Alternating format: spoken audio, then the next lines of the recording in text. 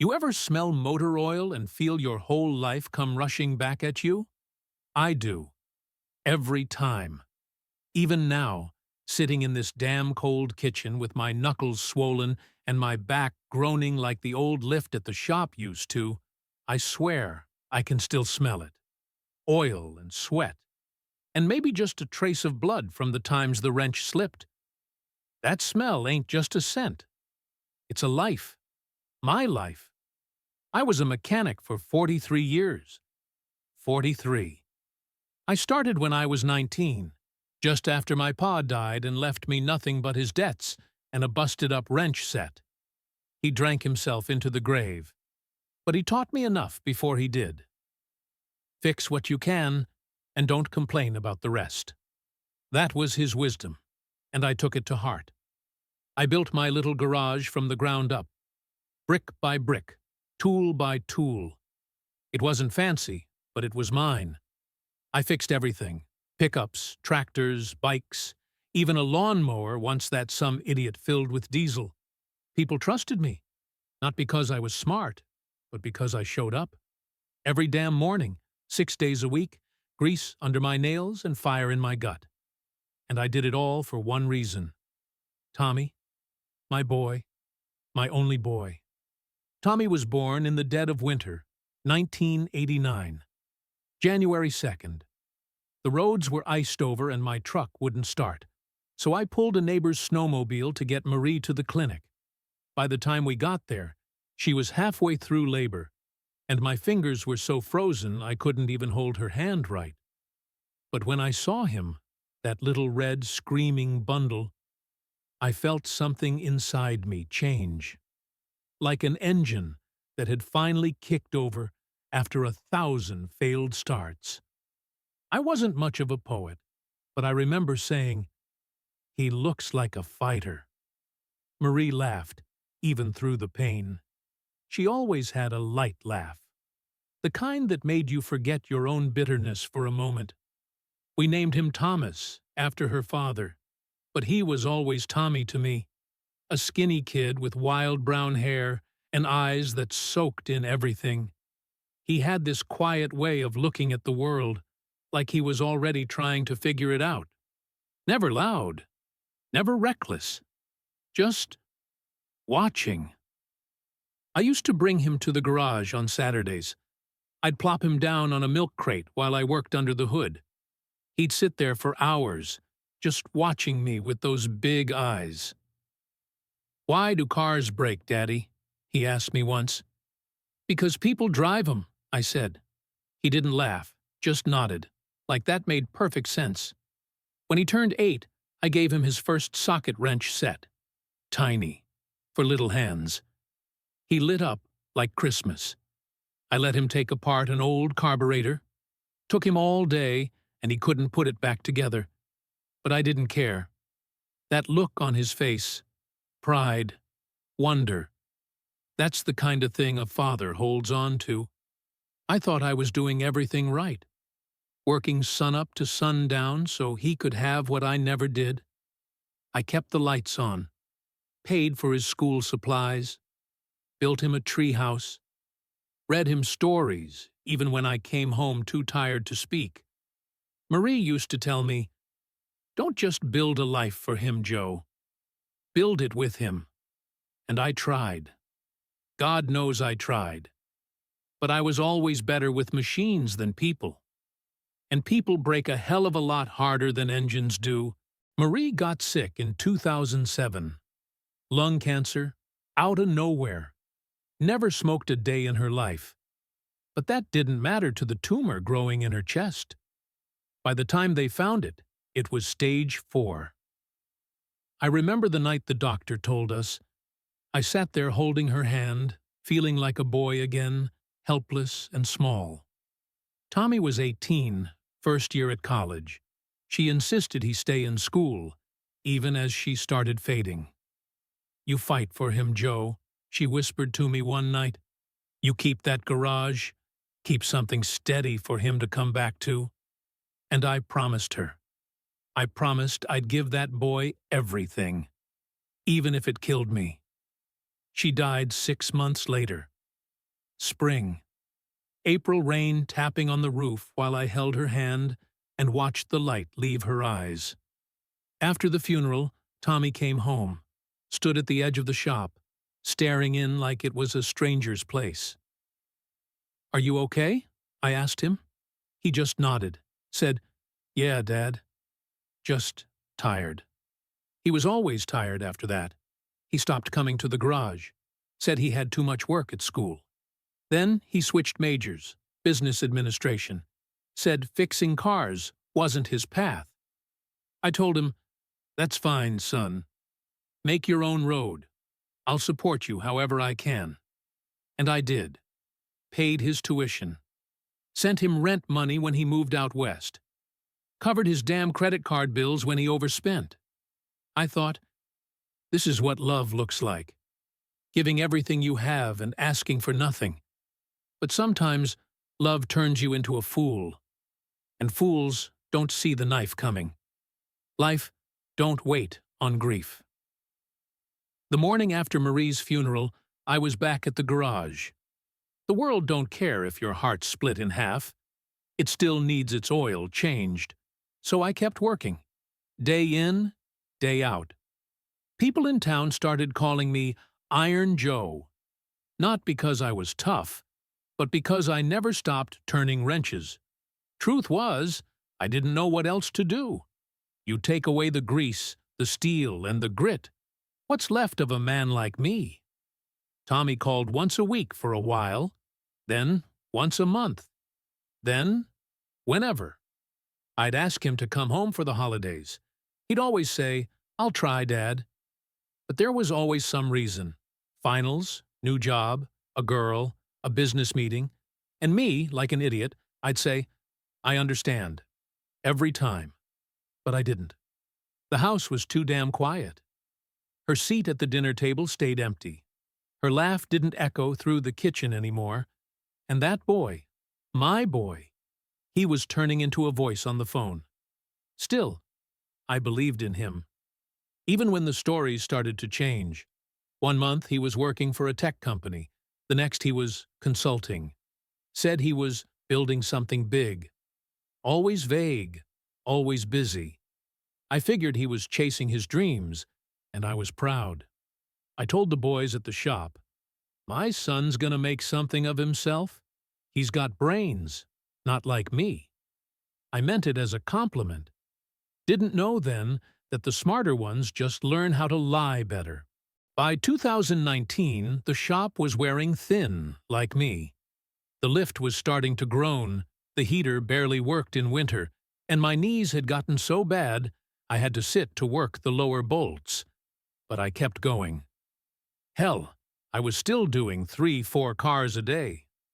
Folks trusted me more than the new chain garages popping up around town. But I was tired. Not the kind of tired you fix with sleep. The kind that sinks into your bones and whispers, "You're wearing out, old man." Tommy came home that year, first time in 4 Christmases. He pulled into the driveway in a brand new Lexus, stepped out in some slick coat, hair perfectly trimmed, holding a phone in one hand and sunglasses in the other, like he'd stepped out of a damn commercial. "Hey, Dad," he said, like it hadn't been years. I hugged him anyway. I always would have. He stayed 3 days, barely looked at the shop, mostly sat on his phone or took calls from clients. He told me he was starting a company, some kind of asset management thing. Said he was working with investors, helping people optimize portfolios. I didn't understand half of it, but I nodded. That's what fathers do. On the second night, he brought up the garage. "You know, Dad," he said, "you could get a lot for this land. Commercial property's booming. Couple of my partners, they're looking for places just like this." I laughed. Thought he was joking. "This shop's my life," I told him. "I ain't selling." He looked disappointed. Or annoyed. Hard to tell. He said, "Just think about retiring. You've earned it." Maybe I had. But the shop wasn't just a business. It was all I had left of Marie, of who I used to be. And deep down, I hoped Tommy would come back for it one day. Take it over. Keep it in the family. I didn't know that wasn't the plan he had in mind. A few months later, Tommy called, sounded excited. "Dad," he said, "I've got something big. Real big. We're opening a new office, and I want you to be part of it." I laughed. "What would I do in an office, kid? Fix the water cooler?" "No, seriously," he said. "I've been thinking, we could set you up. Comfortable place. I'll take care of you. But I need a little help getting the capital together." And there it was. Help. It started with a loan. Nothing huge at first. 20 grand. "Just a bridge," he said. "I'll pay it back in a month, tops." Then another 20, then 50. Each time he was confident, smooth. "We're about to close a major deal, Dad. You're going to see returns." I told myself, he's my son. I trust him. I worked all my life for him. If I can't help him now, what the hell was it all for? So I took out a second mortgage, sold off some equipment, even cashed in Marie's life insurance. I signed papers I didn't understand. Because love makes you blind. It makes you hand over the keys to your whole world and say, "Here, I believe in you." And sometimes, that's the worst mistake a man can make. It was early March, still cold enough that the frost crept up the windows each morning. Tommy called and said he'd be flying in. Said we had to finalize things before the big launch. He showed up in a rented BMW this time. Said he was between vehicles, which sounded strange for someone running a multi-million-dollar firm, but I didn't press. He always had an answer, and I'd always been a fool for his charm. We sat at the kitchen table, the same table where Marie used to serve pot roast on Sundays, and he laid out a stack of papers. Fancy things. Thick pages, clean fonts, full of legal terms I didn't understand. "This one," he said, tapping the top page, "just gives me temporary power of attorney.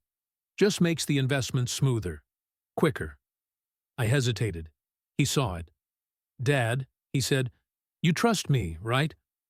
That question. You trust me, right? That's the question that breaks a man. Not because he doesn't trust, but because he wants so badly to. I signed. I remember my hand shaking, but not because I was scared, because I was proud. I thought, look at us, father and son, building something together. He left the next morning, kissed my forehead like I was the child now. 3 weeks later, the bank called. "Mr. Lawson," the voice said, "we're following up on the title transfer." "What transfer?" I asked. A pause. Papers rustling. "The deed to Lawson Automotive. Your son filed the change. He's listed as full owner now." I dropped the phone. I tried to call him. Straight to voicemail. Again and again. I left messages. Calm at first. Then confused. Then angry. Finally, I got an email. A damn email. "Dad, I'm sorry. I had to make a tough decision. The shop is old, and it's time to move forward. The property's being developed into something new. Something better. You always taught me to build. That's what I'm doing. I'll make sure you're taken care of. Trust me. Tommy." He sold the garage. Not just the garage. My life. Within a month, the sign was ripped down. The tools were hauled off. The lift was demolished. They built a wine bar. A goddamn wine bar, where my workbench used to be. And me? I got a check. A lump sum. Enough to live off if I lived like a ghost. I didn't cash it. Still haven't. Because what he took from me wasn't money. He took her. He took the memory of Marie's laugh echoing in the garage, the stain on the floor from Tommy's first oil change, the wrench with my father's initials on it. He didn't just sell a building. He sold my past. He sold my love. The last day I walked into the garage, The lights were already cut. Dust hung in the air like judgment. The old pegboard was empty, not even a single wrench left. The hydraulic lift was half disassembled, wires dangling like veins torn out of a heart. I sat on an overturned bucket and listened. Silence. Not even the creak of the roof in the wind. I thought about Marie. How she used to bring me lunch, leave little notes in the toolbox. Don't work too hard, grease monkey. Love you. I thought about Tommy, little Tommy, sitting on that milk crate, staring at the engine I taught him to open. And I wept. Not like in the movies. No wailing, no smashing things. Just a quiet, steady weep. The kind that comes from too deep inside to stop. I didn't tell anyone when I left the shop for the last time. Didn't say goodbye. Didn't lock the door. Let the bastards come and take what they wanted. They already had. I keep a small box now. It sits on my nightstand. In it is all I have left of that life. Marie's wedding band. A photo of Tommy at age 6, covered in axle grease and smiling like he owned the world. The smallest wrench from that first set I gave him. A thumb drive with the garage's old records. And ashes. From the fire I started the day before the developers tore it all down. Yeah, I burned it. Not the whole place. Just my workbench. Just the heart of it. I lit it with the same lighter Marie gave me the day we opened. Watched it crackle and smoke as if it knew it was being mourned. Maybe it was wrong. Maybe it was rage. But it was mine to end. They say closure comes with time. That's a lie. Closure comes when you stop pretending the wound's going to heal. Some wounds don't. They just become part of who you are. Tommy called me last Christmas, first time in 2 years. "Hey, Dad," he said. His voice was softer, older, like something had cracked in him. I wanted to check in, see how you're doing." I didn't answer.